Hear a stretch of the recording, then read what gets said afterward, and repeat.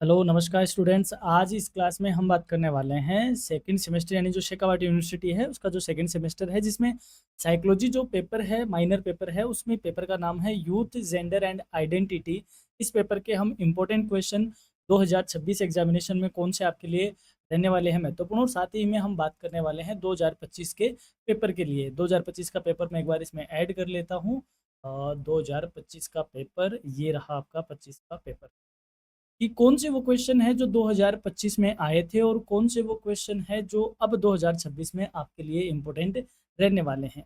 तो चलिए सबसे पहले हम बात करते हैं 2025 में इस पेपर से पूछे गए क्वेश्चंस के बारे में। पेपर आपका 2 घंटे का है, 40% पास मार्किंग है जैसा कि आप देख पा रहे हो। और ये आपका क्वेश्चन है सेक्शन ए का, कि यूथ क्या है, यौन अभिविन्यास क्या है, रोमांटिक रिलेशनशिप क्या है, कॉन्सेप्ट ऑफ जेंडर क्या है। इस तरीके के क्वेश्चन पूछे गए थे। तो देखा जाए तो अगर एक बार आपने हमारी अगर इंपॉर्टेंट क्वेश्चन का भी वीडियो देखा है तो उन बच्चों के लिए पेपर बहुत आसान पेपर था। सेक्शन बी के क्वेश्चन भी कोई बहुत ज़्यादा ऐसे नहीं, बहुत आसान से क्वेश्चन थे। अगर आप थोड़ा सा इस पेपर को एक बार आप निकले हुए होंगे तो आप इजीली इस पेपर को कर पा रहे होंगे। तो इस पूरे पेपर का सॉल्यूशन हम आज की इस क्लास में लेकर आए हैं, और साथ ही में हम बात करेंगे 2026 में एग्जाम में आपके लिए कौन से इंपॉर्टेंट रहने वाले हैं। अब कुछ बच्चे कमेंट कर रहे हैं कि सर यूथ जेंडर और आइडेंटिटी की क्लास आप अपलोड करो। देखो, मेरा आपको ये कहना है कि बेटा जब आप यूट्यूब पे क्लास सर्च करो तो जैसे आपने ये पेपर लिखा, बस उसके आगे आपको सिर्फ इतना लिखना है, बाई करियर रेडीनेस।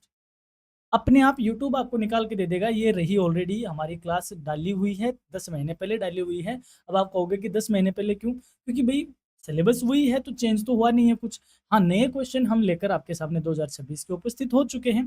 तो आप इसको ज़रूर देखिए, क्योंकि यहाँ पे हमने डिटेल में बात करी है क्वेश्चन की। यहाँ हम कुछ इम्पोर्टेंट क्वेश्चन और देखेंगे। तो जो भी आप पेपर सर्च कर रहे होते हो, तो आप उसके आगे बस पेपर का नाम लिख के करियर रेडीनेस लिख दिया करें, यूट्यूब खुद से आपको वो क्लास ढूँढ कर दे देगा। अब चलिए हम बात करते हैं 2025 के क्वेश्चंस की, किस तरीके के क्वेश्चन थे और कैसे आप इनको सॉल्व कर सकते हो। पहला क्वेश्चन है डिफाइन यूथ, यानी युवा क्या है, युवा को परिभाषित करो।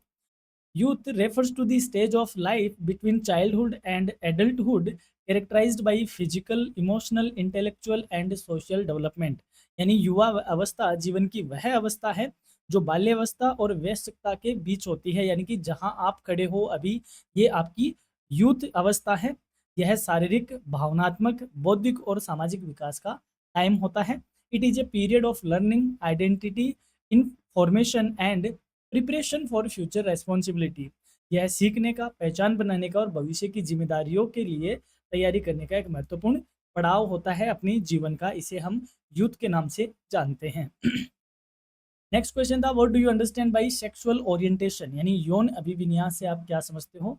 Sexual orientation refers to a person's emotional, romantic और sexual attraction towards another person. यानी कि यौन अभिविन्यास से ऐसे है कि किसी व्यक्ति के दूसरे व्यक्ति के प्रति भावनात्मक या रोमांटिक या यौन आकर्षण से होता है, उसे हम सेक्सुअल ओरिएंटेशन कहते हैं। It may be towards the opposite gender, the same gender और मोर देन वन जेंडर। यह विपरीत लिंग से, यानी कि मेल का फीमेल के साथ, समान लिंग से यानी कि मेल का मेल के साथ, फीमेल का फीमेल के साथ, यानी समलिंगिकता, और एक से अधिक लिंगों के प्रति भी ये अट्रैक्शन या ओरिएंटेशन हो सकता है। इसे हम यौन अभिविन्यास के नाम से जानते हैं। अगला क्वेश्चन है, डिफाइन रोमांटिक रिलेशनशिप। रोमांटिक रिश्ते को परिभाषित कीजिए। ए romantic relationship is a close emotional bond between two individuals based on love, affection, trust, respect and mutual understanding. Romantic रिश्ता दो व्यक्तियों के बीच प्रेम, स्नेह, विश्वास, सम्मान और आपसी समझ पर आधारित घनिष्ठ भावनात्मक संबंध होता है। It often involves emotional commitment and care. इसमें बेसिकली देखा जाए तो भावनात्मक प्रतिबद्धता होती है और एक दूसरे के प्रति ख्याल या देखभाल शामिल इसमें होती है। इस रिश्ते को हम रोमांटिक रिलेशनशिप के नाम से जानते हैं। नेक्स्ट था, what is the concept of gender. लिंग की अवधारणा क्या है। देखो, दो चीज होती है, एक तो होता है सेक्स, एक होता है जेंडर। दोनों का हिंदी में मीनिंग लिंग ही होता है। तो दोनों में अंतर क्या होता है। सेक्स होता है बायोलॉजिकल लिंग, यानी कि जिससे हमें ये पता चलता है कि ये मेल है या फीमेल है, यानी कि जो रिप्रोडक्टिव ऑर्गन्स है उसके बिहा पे उसके लिंग का पता होता है, वो बायोलॉजिकल होता है, उसे हम सेक्स के नाम से जानते हैं। और जो सोसाइटी कल्चर के पॉइंट ऑफ व्यू से डिसाइड करती है उसे हम जेंडर कहते हैं। Gender is a social and cultural concept that defines the roles, responsibilities behaviors and expectations associated with the men, women and other gender identities in society।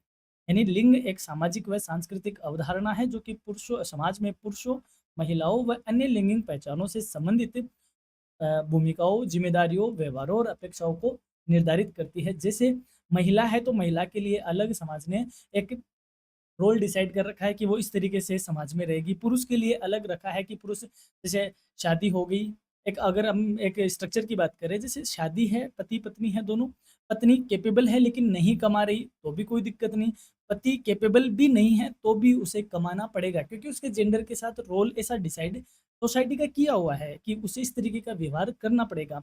पुरुष महिला पे गुस्से में हाथ उठा देता है, समाज इसको बहुत ज़्यादा ऐसे नहीं लेता, लेकिन वही महिला उठा देती है तो समाज उसको बहुत अलग लेता है क्योंकि दोनों की बिहेवियर को बताया गया। हालाँकि मैं ये नहीं कहता कि पुरुष हाथ उठा सकता है, लेकिन मैं ये समझाने की कोशिश कर रहा हूँ कि जेंडर में किस तरीके से बायसनेस होती है, उसे जेंडर कहते हैं, उसे हम सेक्स नहीं कह सकते, यानी कि उसे बायोलॉजिकल जेंडर नहीं कह सकते। अगला क्वेश्चन है डिफाइन जेंडर डिस्क्रिमिनेशन, जो मैं अभी बात कर रहा था वो ये है, लिंग भेदभाव को परिभाषित करो। Gender discrimination means unequal treatment of individuals based on their gender, यानी कि लिंग भेदभाव का अर्थ है किसी व्यक्ति के साथ उसके लिंग के आधार पर असमान व्यवहार करना। It results in inequal opportunities, rights and access to education, employment and other resources.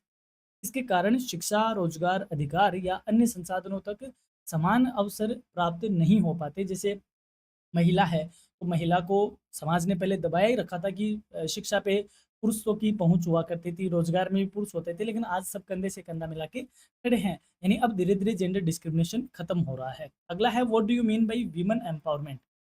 महिला सशक्तिकरण से आपका क्या तात्पर्य है? Women empowerment is the process of providing women with equal rights, opportunities, education, economic independence and decision making power to achieve gender equality.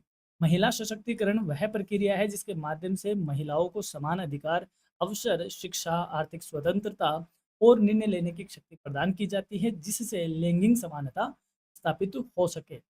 Why is the intergenerational gap in the family increasing? परिवार में पीढ़ियों के बीच अंतर क्यों बढ़ रहा है? The intergenerational gap is increasing due to rapid social change, technological advancement, changing values, lifestyle differences and lack of communication between parents and children. यानी कि परिवार में पीढ़ियों के बीच अंतर क्यों बढ़ रहा है? क्योंकि सामाजिक परिवर्तन बहुत तेजी से हो रहा है, तकनीकी विकास बहुत स्पीड से हो रहा है, लाइफ के मूल वैल्यूज़ यानी कि जो अपने मूल्य है, समाज के मूल्य वो बदलते जा रहे हैं। जीवन शैली में च अंतर आ रहा है, माता-पिता और बच्चों के बीच आपस में कम्युनिकेशन बहुत कम हो रहा है, इस वजह से जनरेशनल गैप बढ़ रहा है। आज से जैसे अपन 50 साल पहले बात करें तो उस फैमिली में भी परदादा भी होता था, दादा होता था, बापू होता था और बेटे होते थे। इतना होने के बाद भी उनमें जनरेशन गैप नहीं होता था क्योंकि तकनीक सेम थी, जो परदादा ने देखी है वही पोता भी देख रहा है या परपोता देख रहा है। लेकिन आज दादा है वो लालटेन के ज़माने के हैं, पापा है एलईडी के ज़माने के, बच्चा मोबाइल के ज़माने का है और उसके बाद वाला एआई के ज़माने का है। तकनीक चेंज हो रही है, स्टीरियोटाइप माइंडसेट है, एक पीढ़ी का ओपन माइंडसेट है और उनके बीच में कम्युनिकेशन नहीं है क्योंकि पेरेंट्स अपना मोबाइल चला रहे हैं, बच्चा अपना मोबाइल चला रहा है। तो बहुत सारी इस तरीके की दिक्कत है जिसकी वजह से इंटरजेनरेशनल गैप फैमिली में बढ़ता जा रहा है। अगला क्वेश्चन है डिफाइन वर्क प्लेस आइडेंटिटी, कार्यस्थल की पहचान को परिभाषित कीजिए।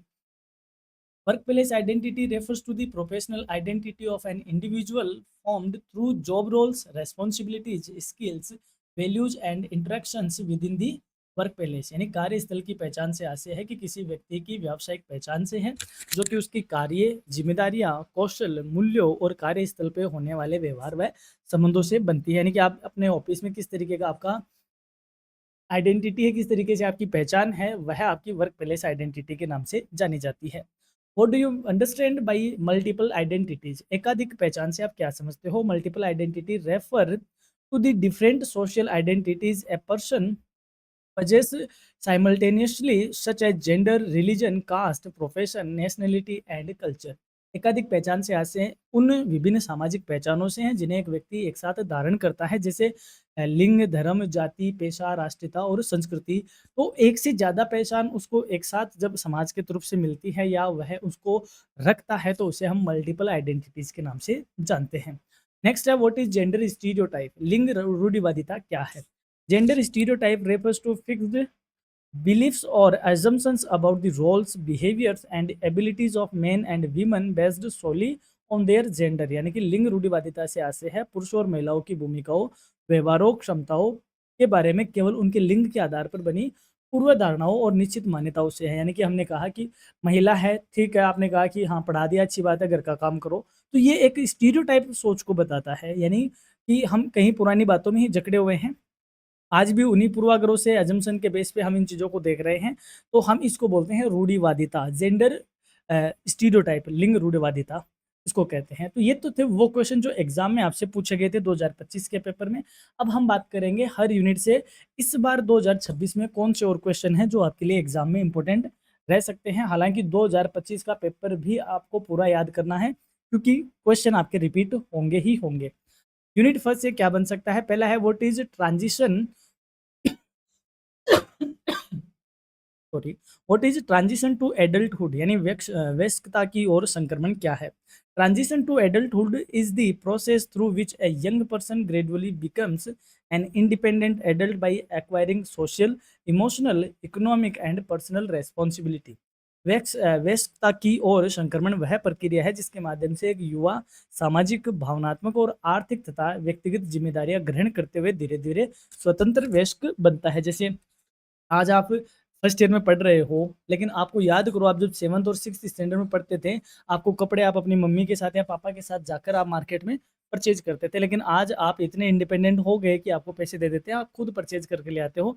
आगे आने वाले टाइम में आप कभी घर के लिए कुछ सामान, यानी थोड़ा हेवी सामान लाइक फ्रिज, टेलीविजन या कुछ और थोड़ा मोटा खरीद पाओगे। फिर और जब आप बड़े होंगे तो आप और भी बड़ा काम डील कर सकोगे। यानी कि धीरे धीरे जो अपन, चाहे वो रेस्पॉन्सिबिलिटी हो, चाहे सामाजिक बात हो, चाहे इमोशनल हो, चाहे इकोनॉमिकली हो, कुछ भी हो, धीरे धीरे रेस्पॉन्सिबिलिटी को समझते हुए, ग्रहण करते हुए हम वयस्क होते हैं, यानी मेच्योर होते जाते हैं। उसे हम ट्रांजिशन टू एडल्टहुड के नाम से जानते हैं। अगला है डिफाइन जेंडर रोल्स, लैंगिक भूमिकाओं को परिभाषित करो। Gender roles are the behaviours, responsibilities and expectations assigned by society to men and women according to cultural norms. यानी लैंगिक भूमिकाएं वे व्यवहार, जिम्मेदारियां और अपेक्षाएं हैं जिन्हें समाज अपनी सांस्कृतिक मान्यताओं के अनुसार पुरुषों व महिलाओं के लिए निर्धारित करता है कि एक पुरुष का ये रोल होगा, एक महिला का ये रोल होगा। नेक्स्ट है what are the gender role attitudes, लैंगिक भूमिका दृष्टिकोण क्या है? Gender role attitudes are beliefs and opinions regarding the appropriate roles and responsibilities of men and women in society. लैंगिक भूमिका दृष्टिकोण से मतलब होता है कि पुरुषों व महिलाओं की भूमिका और जिम्मेदारियों के संबंध में समाज में प्रचलित विचार एवं मान्यताएं क्या है। जैसे मान लो एक टाइम ऐसा होता था कि जो लड़का या लड़की उनके रिश्ते कोई और ही तय करके आ जाते थे और शादी भी होती थी, और वह रिश्ते चल भी रहे हैं जिन्हें हम अपने दादा के रिश्ते, दादा दादी की जो शादी है वो इसी तरीके से हुई है। लेकिन आज अलग है, आज लिव इन वाला भी कॉन्सेप्ट है कि पहले साथ रह के देख लो, अगर आप में बनती है तो आप आगे शादी कर लेना। तो ये क्या है, ये धीरे धीरे वैल्यूज चेंज हो रही है।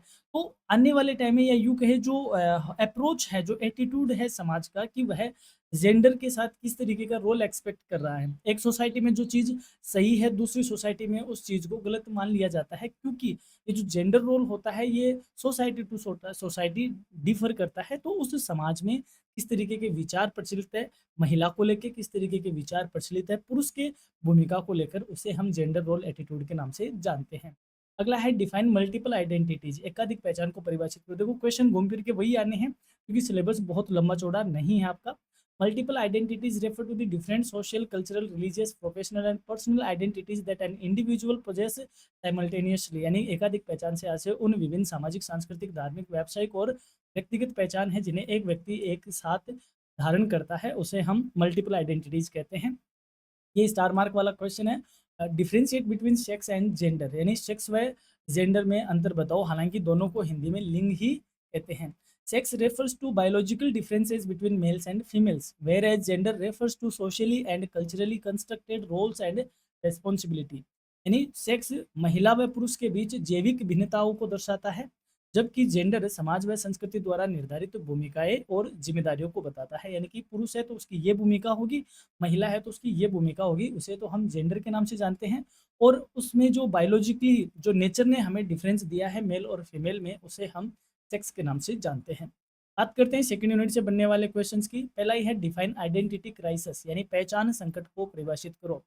Identity crisis is a condition in which an individual experiences confusion regarding personal identity, values, goals और सोशल रोल्स। यानी कि पहचान संकट वह स्थिति है जिसमें कोई व्यक्ति अपनी पहचान, मूल्य, लक्ष्य और सामाजिक भूमिकाओं के संबंध में भ्रम का अनुभव करता है। उसे हम आइडेंटिटी क्राइसिस के नाम से जानते हैं। जैसे मान लो, इसको मैं छोटा सा यहाँ पे बताऊँ तो क्या होता है, जैसे मान लो कोई बच्चा है, वह ना तो मेल है ना वह फीमेल है, यानी थर्ड जेंडर है, ट्रांसजेंडर है।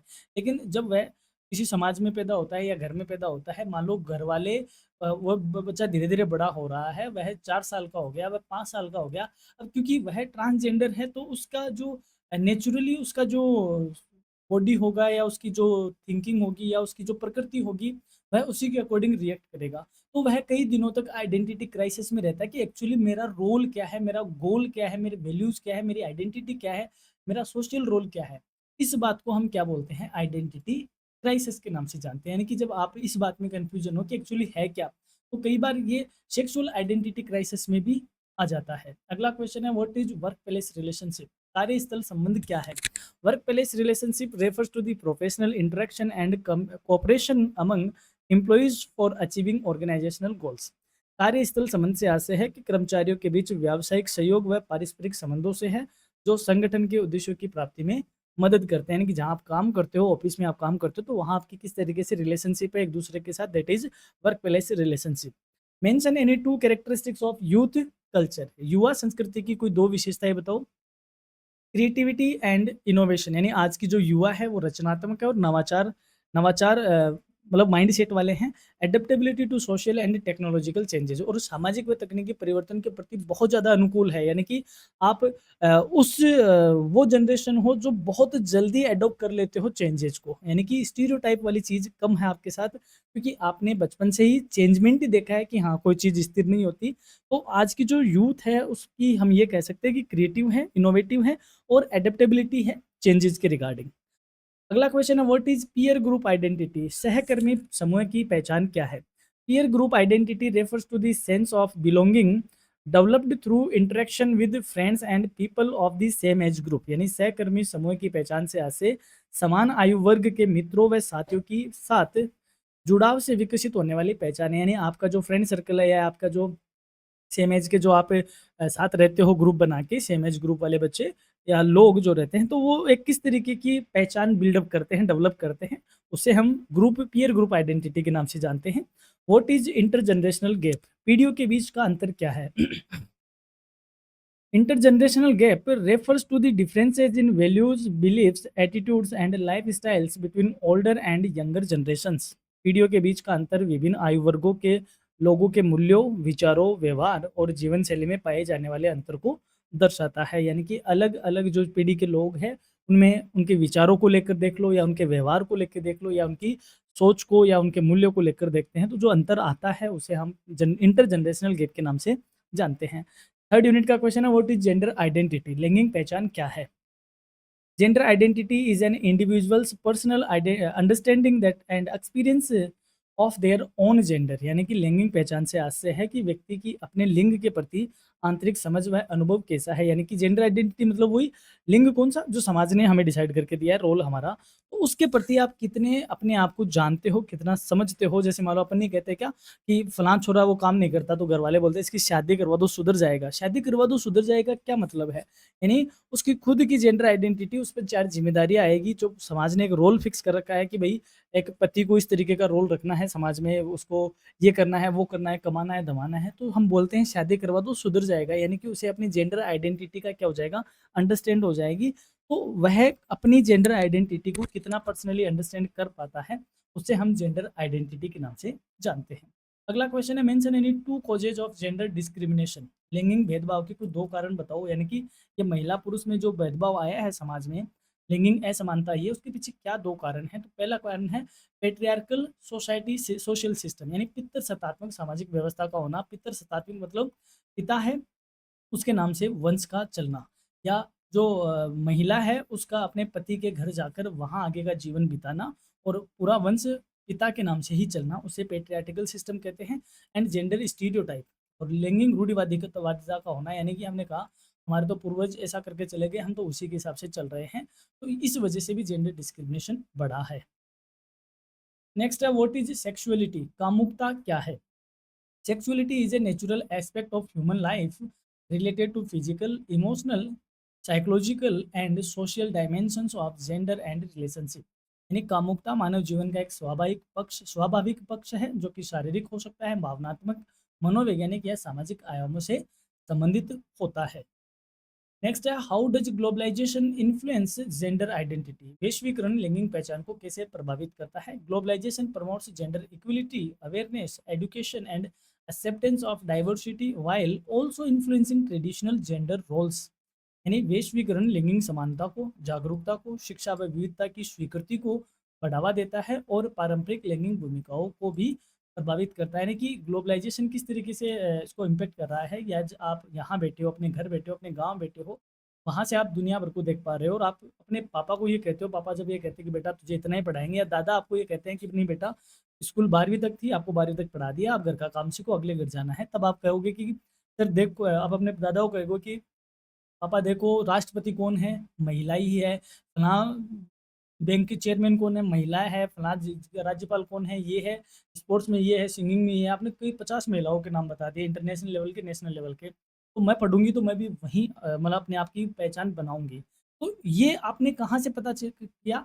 ग्लोबलाइजेशन की वजह से। यानी कि आज हम पूरी जो धरती है वो एक ही है, एक दूसरे से हम इतने जुड़े हुए हैं, तो इस तरीके से जो जेंडर इक्वलिटी है वो बढ़ी है, एजुकेशन का विस्तार हुआ है, अवेयरनेस आई है, एक्सेप्टेंस हुई है लोगों में डाइवर्सिटी को लेकर कि हाँ ऐसा होता है, सब जगह ऐसा होता है। इस तरीके से ग्लोबलाइजेशन जेंडर आइडेंटिटी को प्रभावित करता है। अगला क्वेश्चन है डिफाइन जेंडर इक्विलिटी, लैंगिक समानता को परिभाषित कीजिए। Gender equality means providing equal rights, opportunities and responsibilities to all individuals without discrimination. लैंगिक समानता का अर्थ है कि सभी व्यक्तियों को बिना किसी भेदभाव के समान अधिकार प्रदान करना, अवसर देना और जिम्मेदारियां प्रदान करना। अवसर, सामाजिक अवसर, आर्थिक अवसर, सारे तरीके के अवसर है इसमें। तो ये सारी चीज बिना किसी जेंडर भेदभाव के या लैंगिक भेदभाव के एक दूसरे को या पूरे समाज के व्यक्तियों को देना बिना किसी भेदभाव के, उसे जेंडर इक्वलिटी के नाम से जानते हैं। अपॉर्चुनिटी की बात करें, डिफाइन वीमेन एम्पावरमेंट, महिला सशक्तिकरण को परिभाषित करो। Women empowerment is the process of providing women with equal rights, opportunities, education, economic independence and social making, sorry, decision making powers। महिला सशक्तिकरण वह प्रक्रिया जिसके माध्यम से महिलाओं को समान अधिकार देना, अवसर देना, शिक्षा देना, आर्थिक स्वतंत्रता देना और निर्णय लेने की शक्ति प्रदान करना। नेक्स्ट है what is work life balance, कार्य जीवन संतुलन क्या है? Work life balance is the proper balance between professional responsibilities and personal life to ensure physical, mental and social wellbeing. यानी कि कार्य जीवन संतुलन का मतलब होता है कि व्यावसायिक जिम्मेदारियों के साथ साथ व्यक्तिगत जीवन के बीच दोनों में क्या बनाना, उचित संतुलन बनाए रखना, जिससे आपकी शारीरिक, मानसिक व सामाजिक कल्याण क्या हो, सुनिश्चित हो। ऐसा नहीं कि कई लोग ऑफिस के काम का इतना बर्डन ले लेते हैं कि वो भूल जाते हैं रातों को सोना जगना। तो कहीं न कहीं इस तरीके का नहीं, उनकी लाइफ में वर्क लाइफ बैलेंस नहीं होता। वर्क लाइफ बैलेंस का मतलब होता है आप अपनी प्रोफेशनल रिस्पॉन्सिबिलिटी के साथ-साथ पर्सनल लाइफ को भी लुक आफ्टर करते रहो या पर्सनल रिस्पॉन्सिबिलिटी को भी आप देखते रहो, उसे हम वर्क लाइफ बैलेंस के नाम से जानते हैं। अगला है mention any 2 causes of gender violence, लैंगिक हिंसा के कोई 2 कारण बताओ। तो पहला तो हुआ जेंडर इनइक्वालिटी, यानी कि लैंगिक असमानता का होना है। फिर सेकंड है पैट्रियार्कल माइंडसेट, यानी पितृसत्तात्मक मानसिकता का होना, ये जेंडर वायलेंस के कारण है। नेक्स्ट क्वेश्चन है what are non gender stereotype attitudes, गैर लिंग रूढ़िवादिता दृष्टिकोण क्या है?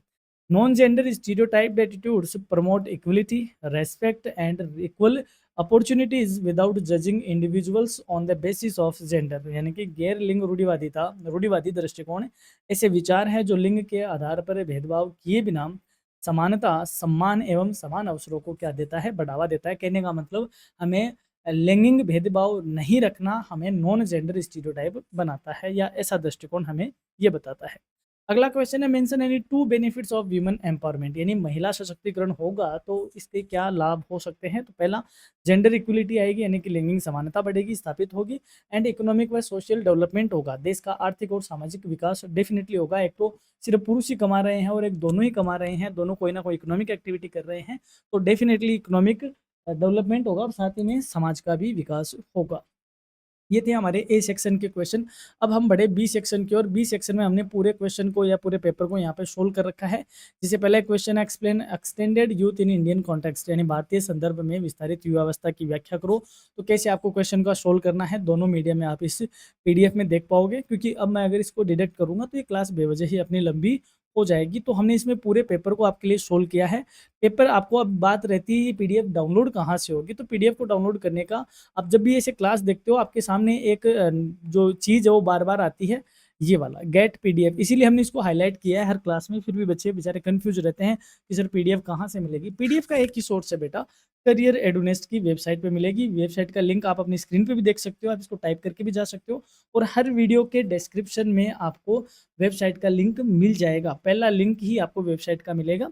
तो ये हमारी क्लास थी यूथ जेंडर एंड आइडेंटिटी, जो कि साइकोलॉजी सेमेस्टर सेकंड का माइनर पेपर है। तो यहाँ तक आप क्लास में बने रहिए, इसके लिए आपको धन्यवाद है। और हाँ, मैं ये कहूँगा कि क्लास आप ज़रूर हाइप ज़रूर किया करें, और साथ ही में अपने दोस्तों के साथ क्लास को शेयर ज़रूर किया करें, ताकि उनकी भी मदद हो सके। और बाकी यही है, all the best for your examination. आप अच्छे से पढ़ाई करें, स्टडी करें, अच्छे से स्कोर करें, एग्ज़ाम अच्छे से दें, और एग्ज़ाम देकर आने के बाद इधर कमेंट करके भी बताएं कि क्लास ने आपको कितना बेनिफिट प्रोवाइड करवाया। So keep watching and stay connected with your career readiness. Have a nice day. Have a great time. Thank you very much.